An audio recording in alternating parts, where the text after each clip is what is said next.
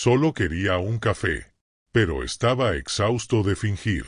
No entré a esa cafetería buscando respuestas, ni transformación, ni consuelo, ni conversaciones profundas.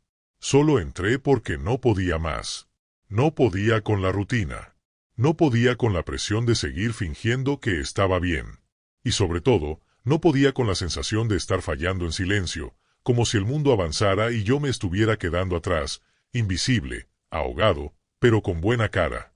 Tenía 33 años, una carrera universitaria, 3 trabajos en el currículum, una deuda flotante, y un miedo callado de estar malgastando mi vida en nombre de algo que ni siquiera sabía si quería: éxito.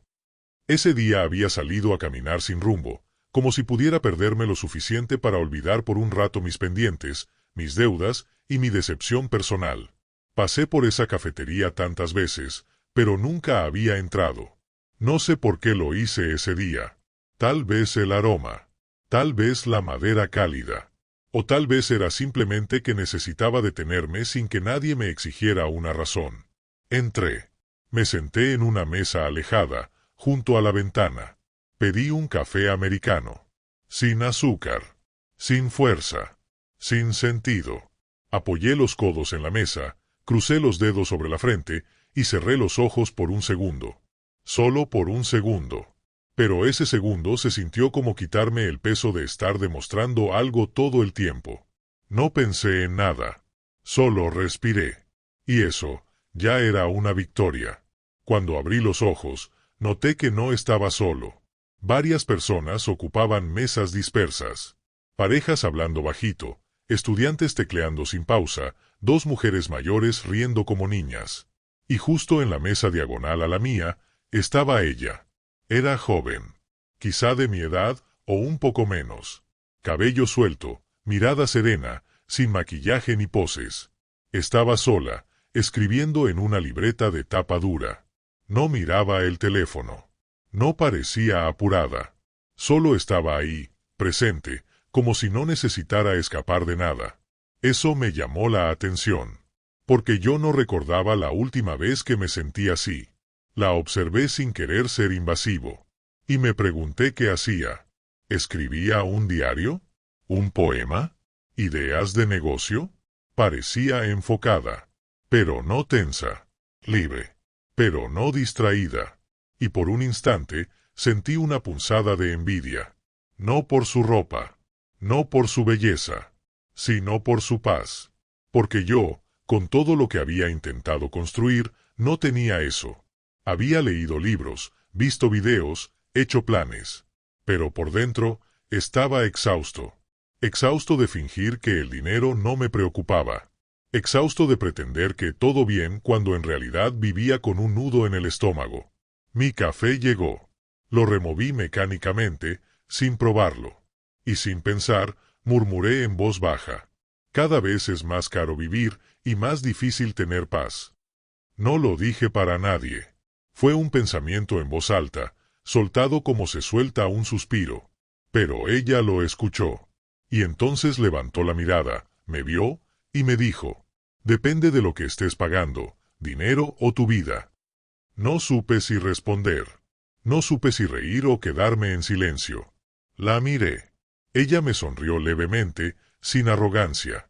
No parecía querer darme una lección. Solo había dicho una verdad que llevaba peso. ¿Perdón? Atiné a decir. Digo que vivir es caro, si todo lo que haces te cuesta a ti mismo. Pero si haces lo que suma a tu vida, no duele pagar. Lo caro no es el café. Es trabajar en algo que te mata para pagarlo. Me quedé en silencio. ¿Quién era esta mujer? No era una influencer. No estaba grabando. No vendía cursos. Solo estaba ahí, tomando café y diciendo frases que hacían más efecto que cualquier seminario motivacional.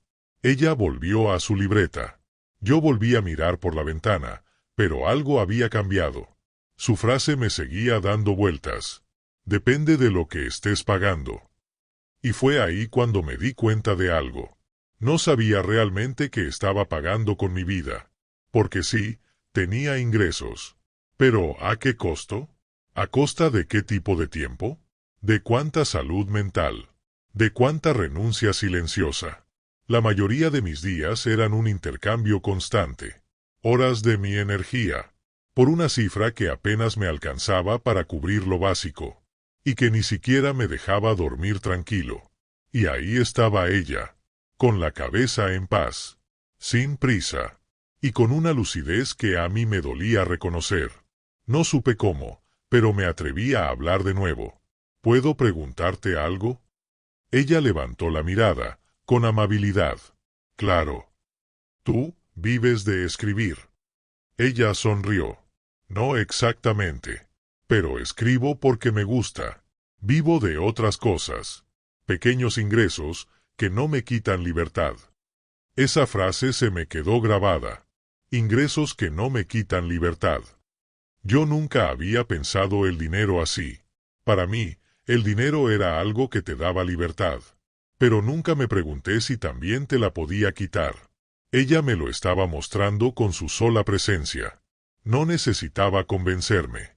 Solo existía desde un lugar que yo desconocía, la tranquilidad de tener el control sin vivir en tensión. Y entonces, mientras el café se enfriaba, su voz volvió a sonar, esta vez más suave, casi como una invitación. ¿Quieres saber cómo cambié mi vida financiera, sin hacerme rica, pero sin volver a estar atrapada nunca más? La miré. Y sin dudar, respondí. Sí. Porque por primera vez en años, sentí que tal vez alguien me podía enseñar algo sobre el dinero, sin hablarme de dinero. Capítulo 2. Ella no parecía exitosa, pero era libre. No sé qué esperaba que me respondiera. Tal vez una historia heroica, una serie de golpes de suerte, o algún consejo en tono de emprende o muere. Pero su respuesta no fue ninguna de esas cosas. Fue más desconcertante y más poderosa. ¿Quieres saber cómo cambié mi vida financiera?, me dijo. Sí. Fue cuando entendí que no necesitaba ser rica para ser libre. Solo necesitaba dejar de comprar la vida que no quería. Eso. Una frase simple, pero cargada de dinamita emocional. Dejar de comprar la vida que no quería. Me dijo su nombre, Eva. Tenía 29 años. Y aunque no lo parecía, era, según sus palabras, financieramente libre.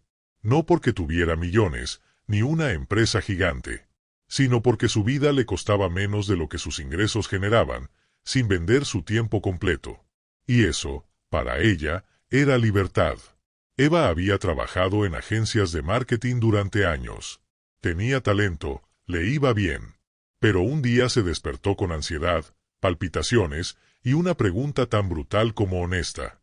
¿Esto que vivo es lo que quería o lo que se espera que quiera? A partir de ahí, comenzó a hacer cambios. Pequeños al inicio, recortar gastos innecesarios, automatizar sus finanzas, estudiar ingresos pasivos, leer sobre inversión simple, eliminar deudas. Pero el cambio más grande no fue financiero. Fue emocional. Mi primer acto de libertad, me dijo, no fue dejar el trabajo. Fue dejar de fingir que estaba bien con él. Dejó de gastar para impresionar. Dejó de consumir para anestesiarse. Y poco a poco, creó una vida más liviana, más suya. La miraba y no podía entenderlo. ¿Cómo alguien tan joven podía tener tanto equilibrio? Se lo pregunté. ¿Cómo lograste todo eso tan pronto?, le dije. Porque empecé a preguntarme pronto qué era riqueza para mí. Y la respuesta fue simple: tener tiempo, claridad, paz, y no depender de un jefe para respirar tranquila. Me sentí pequeño. No por ella, sino por mí. ¿Por cuánto tiempo había creído que la libertad llegaría después de los 50 o cuando ya tenga casa propia? Mientras tanto, aguantaba. Me callaba. Y me arrastraba con una sonrisa en la cara. Eva me mostró una tabla que tenía en su libreta. Era una lista con 2 columnas. Vida que tengo, vida que quiero. Deudas fijas, ingresos automáticos. Trabajo de 9 a 6, tiempo propio. Ansiedad matutina, despertar lento. Gasto para escapar, gasto para crecer. Llevo años trabajando para que todo lo de la izquierda pase a la derecha, me dijo. Y cada vez que elijo con conciencia, avanzo. No era un discurso.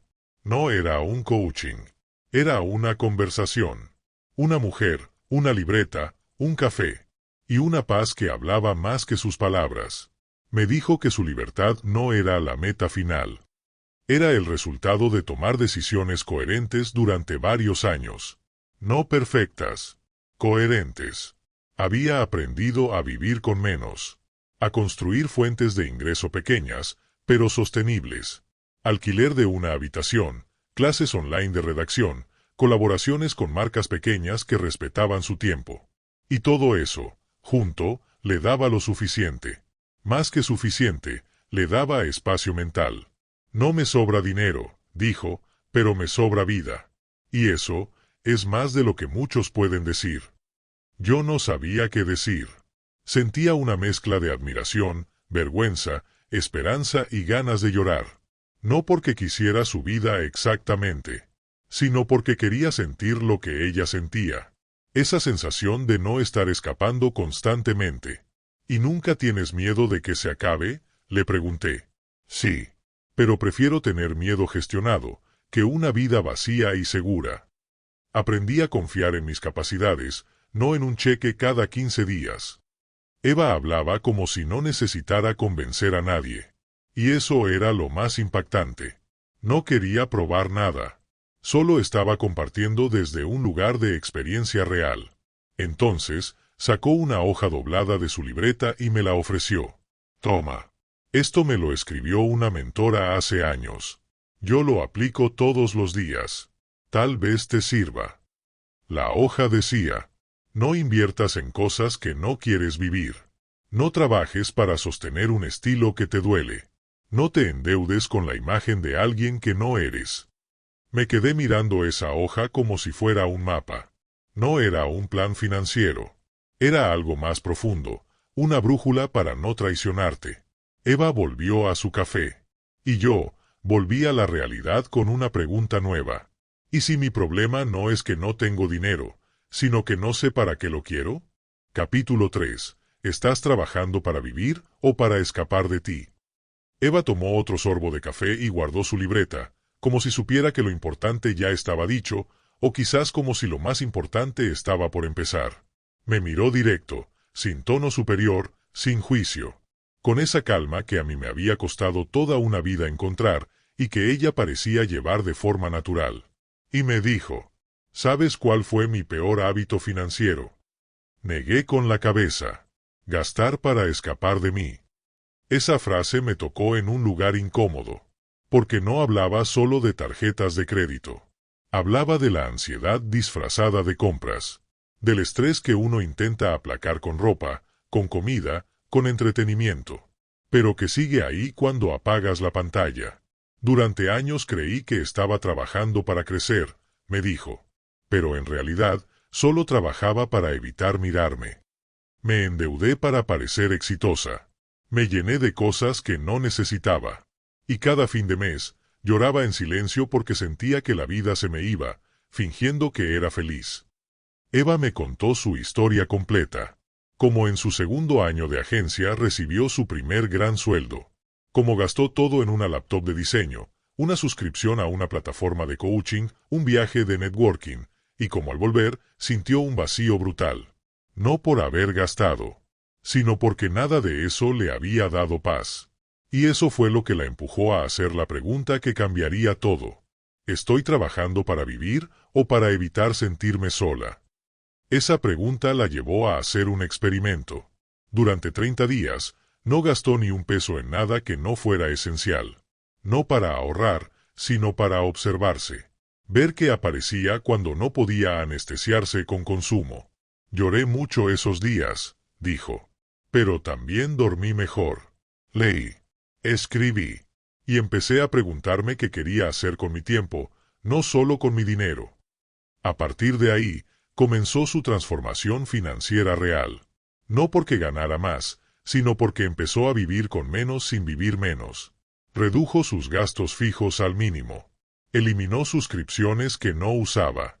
Vendió cosas que no la representaban. Y diseñó un estilo de vida que le diera 3 cosas: espacio mental, tiempo propio, capacidad de decisión. Descubrí que la libertad no empieza con 1.000.000, me dijo. Empieza el día que tus gastos no te persiguen como un monstruo.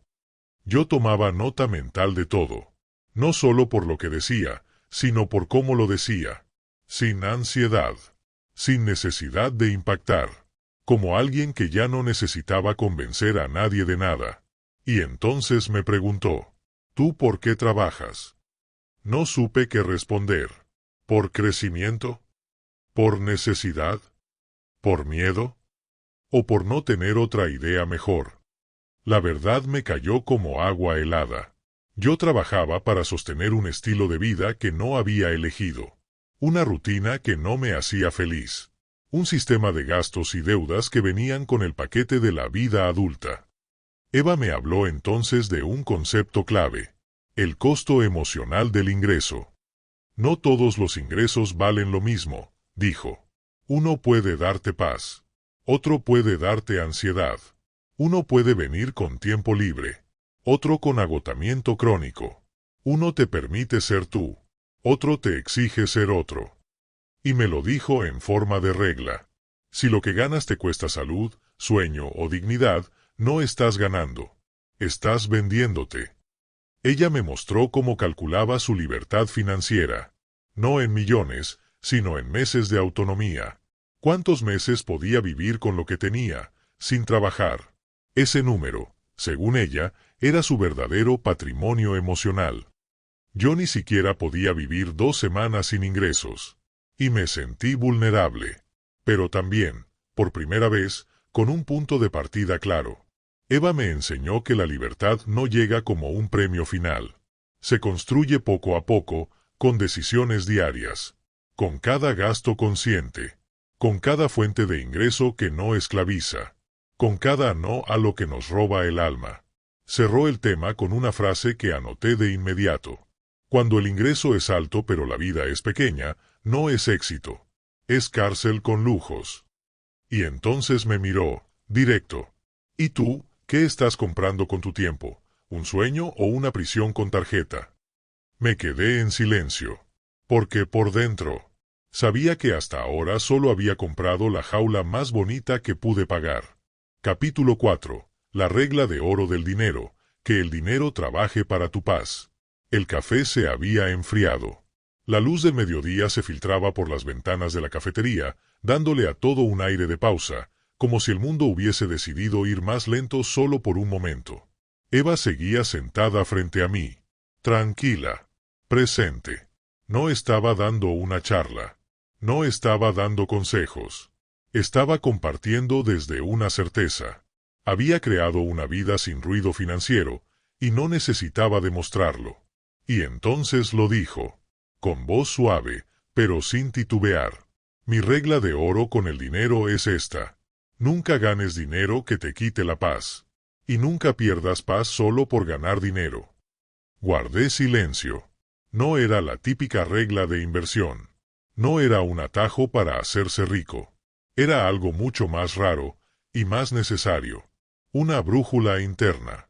Eva me explicó cómo esa regla había guiado toda su transformación. Podría estar ganando el doble, sí, pero a cambio de despertarme con ansiedad, de vivir para correos urgentes, de entregar mi tiempo a proyectos vacíos. Y eso ya no es riqueza. Eso es deuda emocional. Me miró directo y preguntó, ¿cuánto de tu ingreso actual viene con paz?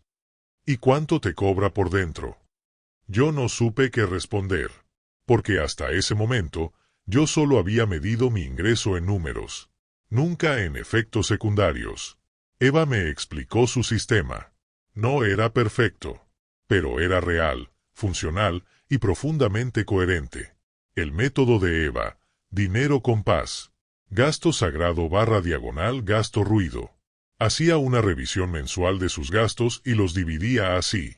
Gasto sagrado, cosas que le traen paz, propósito, bienestar, formación real, salud, experiencias profundas, descanso.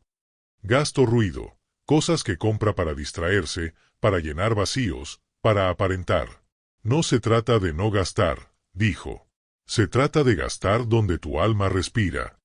Fuentes de ingreso con alineación. Eva eligió solo 3 criterios para aceptar ingresos. Que no le roben más de 4 horas al día. Que le permitan aprender o crear algo útil. Que respeten su energía, clientes que no exigen su alma a cambio. Resultado, tenía menos ingresos, pero menos ansiedad, menos dependencia, más creatividad. Sistema de apoyo y simplicidad financiera. Cuentas separadas, libertad, gastos, ahorro, diversión. Automatización de todo lo posible. Estilo de vida simple, sin restricciones absurdas ni autoengaños. La libertad no está en gastar poco. Está en saber que te pesa y soltarlo. Me mostró una gráfica en su libreta. Ingresos con paz igual a energía disponible. Ingresos sin paz igual a energía drenada. Resultado, el dinero que llega sin paz termina costándote mucho más. Y entonces me preguntó, ¿tú tienes un sistema o solo sobrevives? La pregunta me dejó frío. No por agresiva, sino por exacta. Me di cuenta de que mi economía era una improvisación constante. No tenía un plan. Solo corría, trabajaba, cubría huecos. Y me sentía eternamente en deuda, incluso conmigo mismo. Eva me contó una historia breve. Una amiga suya ganó mucho dinero vendiendo su empresa. Tenía libertad financiera técnica, pero no podía dormir. Vivía con miedo. Vivía comparándose. Vivía ocupada, intentando demostrar que merecía lo que tenía. Y entonces dijo algo que se me clavó en el pecho. No es libertad si tienes que justificarla todo el tiempo. Esa es la verdadera riqueza de Eva. No los ingresos, no las inversiones, sino la ausencia de ruido interior. Una vida con dirección, con tiempo para pensar, con espacio para decir no. Me mostró su calendario mensual.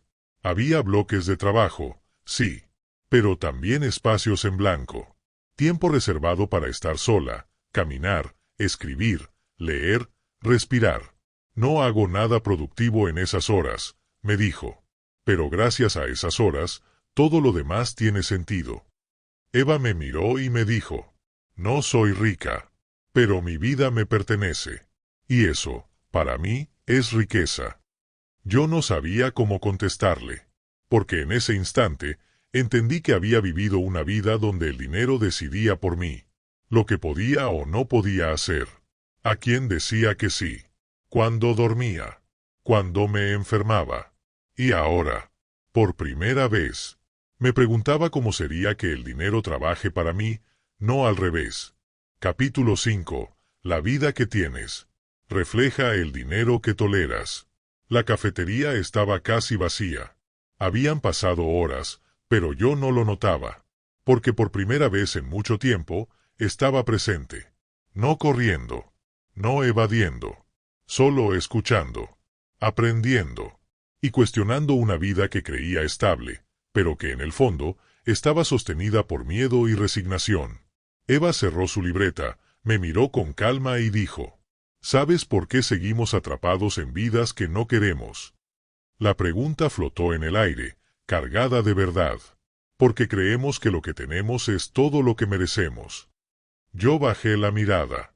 Sabía que hablaba de mí. Durante años había aceptado trabajos mediocres, clientes maltratadores, jornadas que me robaban la salud y sueldos que no compensaban nada. Y siempre lo justificaba con frases como, es lo que hay. Al menos tengo algo. Ya vendrá algo mejor.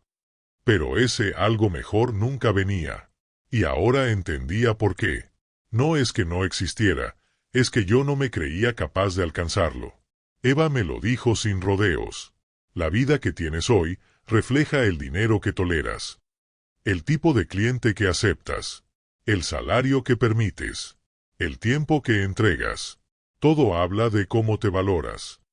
Me contó que ella también pasó por eso, por trabajar de más y cobrar de menos, por tener miedo de perder oportunidades y terminar perdiéndose a sí misma, por pensar que ser joven, mujer y autónoma era igual a ser fácilmente reemplazable, hasta que un día se hartó, no del sistema, sino de su silencio, de no defender su valor, de no ponerle precio justo a su tiempo, a su energía, a su conciencia. Cuando aprendí a decir no, el dinero empezó a respetarme, dijo, porque yo empecé a respetarme primero. Hizo una pausa, y luego me miró con esa mirada que no busca aprobación, sino verdad. ¿A quién estás permitiendo que te pague menos de lo que vales, solo por miedo a incomodar? Sentí un nudo en la garganta, porque me vi aceptando condiciones injustas, callando tarifas vergonzosas, agradeciendo pagos que eran migajas disfrazadas de oportunidad. Y no era solo por dinero, era por el miedo a quedarme solo, a no tener opciones, a pensar que eso era todo lo que podía lograr. Eva me habló entonces de merecimiento financiero, un concepto del que nunca había escuchado, pero que lo entendí de inmediato. El dinero también responde a cómo te tratas. Si te subestimas, atraerás relaciones que te confirman eso. Si te sobreexiges y te castigas, crearás negocios que te exprimen. Pero si te respetas y actúas desde tu verdad, todo empieza a alinearse. Me contó que antes de ganar más, aprendió a definir su estándar mínimo de dignidad, una especie de piso emocional que ya no estaba dispuesta a cruzar por ningún ingreso. No más clientes con urgencias constantes. No más proyectos que la hacían sentir usada. No más precios puestos con miedo. No más excusas para no vivir. Cuando subes tu estándar interno, tu economía también sube. No porque mágicamente caiga dinero del cielo, sino porque dejas de gastar energía en lo que no te expande. Entonces me dijo, haz esta lista. Hoy.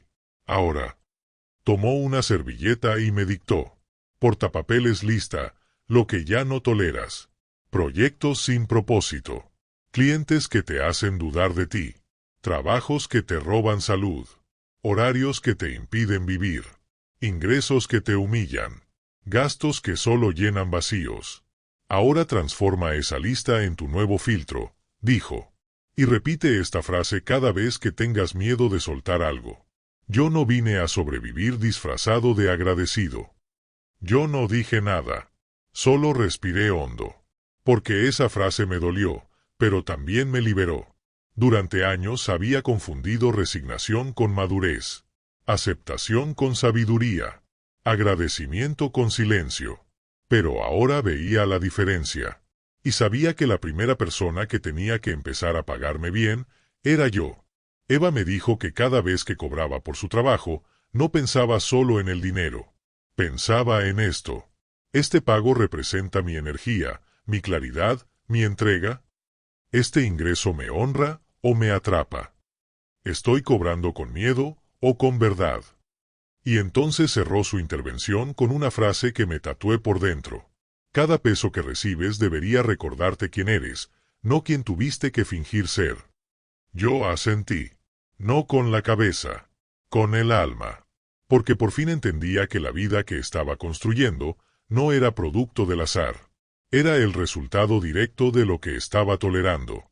Y que si quería un cambio real, el primer precio que tenía que dejar de pagar era el de mi silencio. Capítulo 6. No me enseñó de dinero. Me enseñó a vivir. La luz de la tarde ya se filtraba distinta por la ventana. Había pasado casi todo el día en esa cafetería.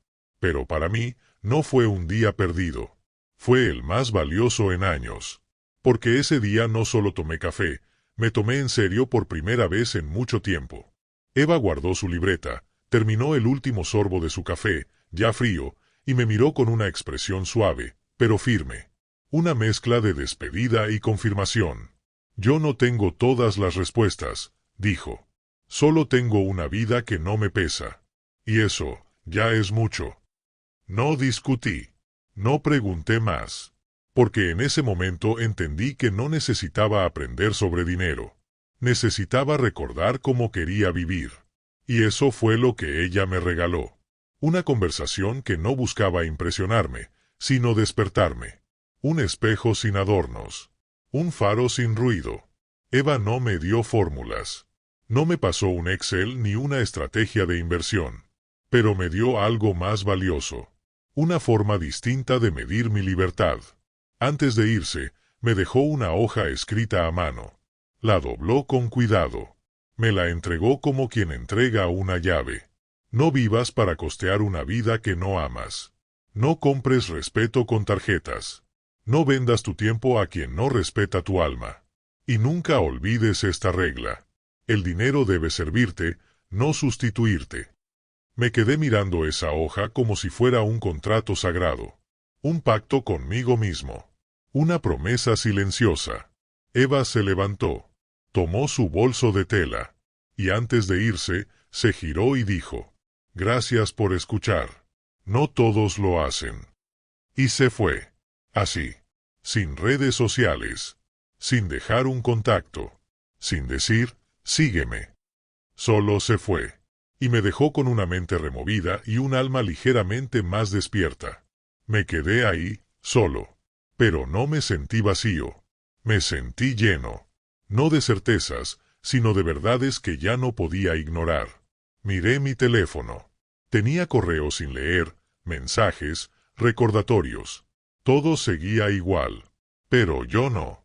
Porque ese día, en una cafetería cualquiera, una mujer que no parecía millonaria ni famosa, me enseñó más sobre dinero que todos los gurús que había seguido. Me enseñó que el dinero que cuesta la paz es demasiado caro. Las deudas no son solo económicas, también son existenciales. El éxito no se grita, se respira. Y que libertad financiera no es tener mucho, sino necesitar menos para vivir bien. No me convertí en rico al salir. No tuve ingresos pasivos inmediatos. Pero salí distinto. Porque entendí que mi libertad comenzaba con un cambio de conciencia, no de cuenta bancaria. Y ahora que escuchas esto, quiero dejarte una sola pregunta. La que Eva me hizo y que todavía me acompaña cada mañana. ¿El dinero que ganas te pertenece? ¿O es el precio que pagas por no ser tú mismo? Si esta historia te tocó, no la ignores. Tal vez no tengas una Eva en tu cafetería. Pero esta historia puede ser esa charla que no sabías que necesitabas. Y si decides aplicarla, incluso con miedo, estás más cerca de la libertad de lo que crees. Porque no necesitas más dinero para empezar. Solo necesitas dejar de pagar con tu alma. Si esta historia resonó contigo, si en algún momento sentiste que no estás solo, entonces este canal también es tu lugar. Suscríbete, activa la campanita y acompáñanos en más historias reales, profundas y transformadoras. Porque el dinero importa, pero más aún, cómo lo vives.